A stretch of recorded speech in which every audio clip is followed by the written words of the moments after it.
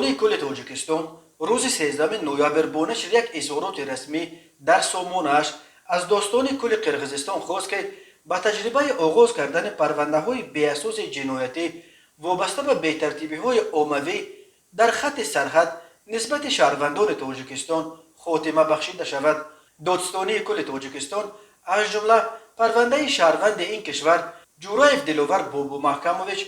سال تولدش 1969 را مثال آورده است که روز 8 نوامبر در شهر نوسیبیرسک روسیه برای گویا تشکیل نمودن بی‌ترتیبی های عمومی و اوباشی در حدود نزد سرحدی و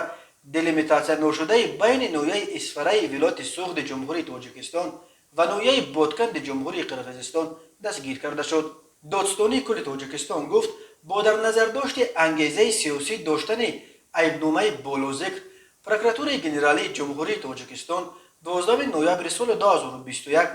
به عنوان پروکراتور گنرالی فدراسیای روسیه مکتوب آماده نموده خواهش کرده است که درخواست جانب قرقیزستان به بررسی مانده شده شهروند جورایف از حبس آزاد کرده شود. در برابر این دادستانی کل تاجیکستان به دادستانی کل قرقیزستان نیز درخواست رسمی فرستاده خواسته است که به اساس به ضد شهروندان تاجیکستان پرونده نسازد. مسئله مذکور تحت نظارت رهبریت پروکراتور گنرالی جمهوری تاجیکستان قرار دارد. گفته می شود در انجام اظهارات رسمی مناسبت های تاجیکستان و قرقیزستان بعد مناقشه مسلحانه پایان ماه اپریل که از دو طرف 55 کشته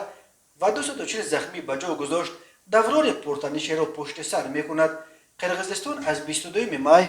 اینک قریب نیم سال باز مرزش را با تاجیکستان با بهانه پاندمی بسته است، ولی مقاماتش پنهان نمی کنند که تصمیم بستن مرز به مشکلات مرزی بیشتر ربط دارد تا به پاندمی کرونا ویروس.